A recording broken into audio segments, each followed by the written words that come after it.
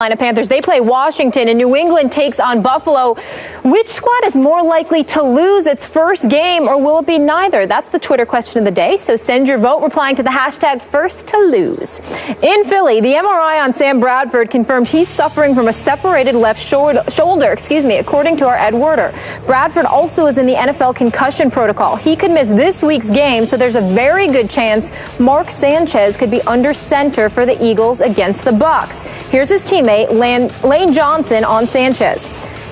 Sanchez is more up-tempo than Bradford. Mark's probably a little bit more conscious of the tempo. He may go a little bit faster pace than what Sam is. So other than that, probably just the tempo, maybe a little bit faster. Stephen A., should they make Sanchez the quarterback for the remainder of the year? I believe so. I believe the time has arrived for the Philadelphia Eagles to go in a different direction. They just lost to the Miami Dolphins after being up 16-0. They ended up losing 20-19. Sam Bradford may have gotten hurt in that game. The reality is that he's not the answer. Chip Kelly has to fess up and acknowledge that he made a mistake by selecting this man to be his quarterback. Too fragile, can't run with the football. He can pass the ball, but he isn't elite by any stretch of the imagination, although there have been a slew of individuals on the Philadelphia Eagles who have been dropping passes. It doesn't negate the fact that at the end of the day, Sam Bradford, who's thrown 10 interceptions this year, who's got a QBR of 37, who's got one of the 3 worst QBRs in all of football, doesn't appear to be the answer. Now, I will agree with Skip when you say that Mark Sanchez is the ultimate accident waiting to happen, as he proved with his end zone interception, even though I think it was Matthews. I don't remember specifically, but I think it was Matthews he was throwing the ball to. You just got to go for the ball harder than that. There's no question about that. But in the end, it was still an interception on Mark Sanchez. And like the Dallas Cowboys, bad things appear to happen to Mark Sanchez. So it was Miles Austin. It was Miles Austin. It was Miles Austin, exactly. So for me, I just look at it from this perspective.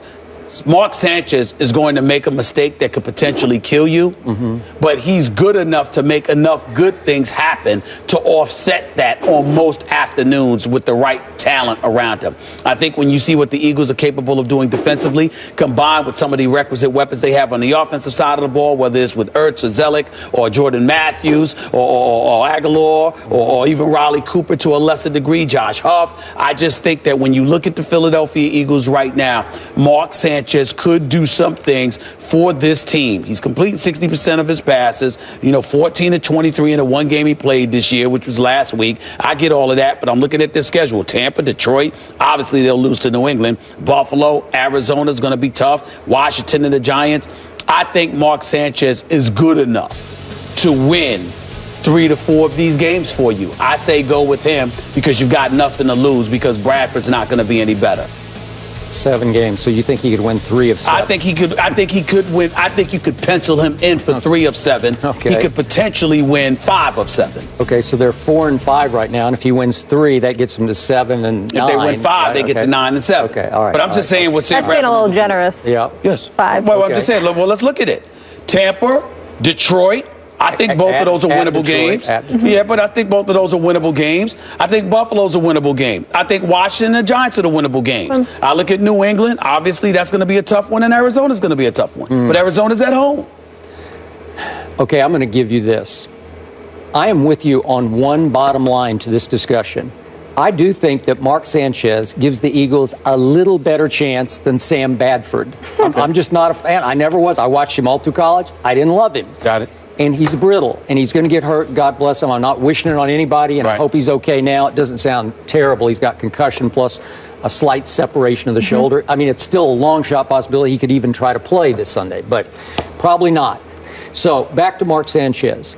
No quarterback I've ever watched in pro football can look better and worse than Mark Sanchez. And you don't know when it's coming because, listen, on Thanksgiving, as I remind you, last year, and we're almost up to Thanksgiving this time, Mark Sanchez blew my Cowboys off their home field on national TV. One of the great humiliations for me in Cowboy history because it was a wipeout. And do you remember our Friday show? You were all over me because my Cowboys, right on schedule, had stunk it up on the biggest, one of the biggest stages in the sport. That late game on Thanksgiving after everybody's eaten their Thanksgiving and they sit back and watched the Eagles carved the turkeys that were the Dallas Cowboys. And it was, listen, it tore me apart. It was hard to go in there and do that show with you on Friday.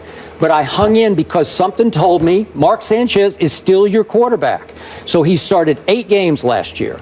He went 4-4, but right on schedule late in the year when it was time when your 3 Eagles, or 4 lost. yeah, he lost 3 in a row, but they were 9-3 at that point. It looked like they were running away with the East, and all of a sudden they lose to Seattle at home. No shame there, especially last year. Then my Cowboys went there and took it back out on them, and then they went to Washington, and remember that Saturday night game, and they stunk that up and blew it thanks to Mark Sanchez, and all of a sudden they fall to 9-6. They did win their last game, but they missed the playoffs. Mark Sanchez, ultimate accident waiting to happen. And I thought it was classic the other day. Remember, it's 2nd and goal from the Miami 9. They're down 1 point, 20-19, and 4 minutes left, 4.5 minutes left in the game. You're thinking the momentum is on Sanchez's side. He's going to take him in.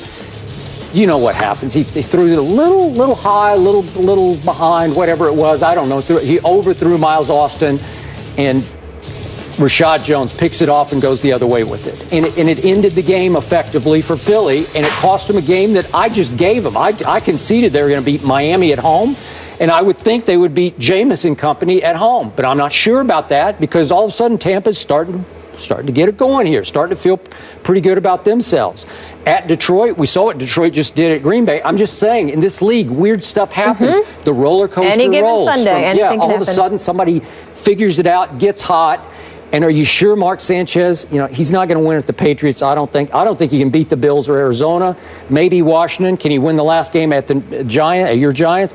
I don't think so. So I don't know. I'll give you that he gives them a little better chance, but he's still Mark Sanchez. In the end, he'll make great throws and he'll make head scratchers. That's what he is. Well, I think you're looking at the fact that you're looking at Mark Sanchez as a starting quarterback. To me, the question evolved around, should he be the guy because Sam Bradford is your option? See, that's two different scenarios. Now, if you're telling me you're starting a season, you're a coach, you got your pick of the litter, could you pick Mark Sanchez? Nobody's saying that. My proclamation is that Mark Sanchez at this juncture is a better option than Sam Bradford. And that's what this comes down to. Sam Bradford, based on what you've seen, as things intensify, he seems to whittle. That's what I look at with Sam Bradford. Mark Sanchez, the accident waiting to happen that he's consistent with his inconsistency.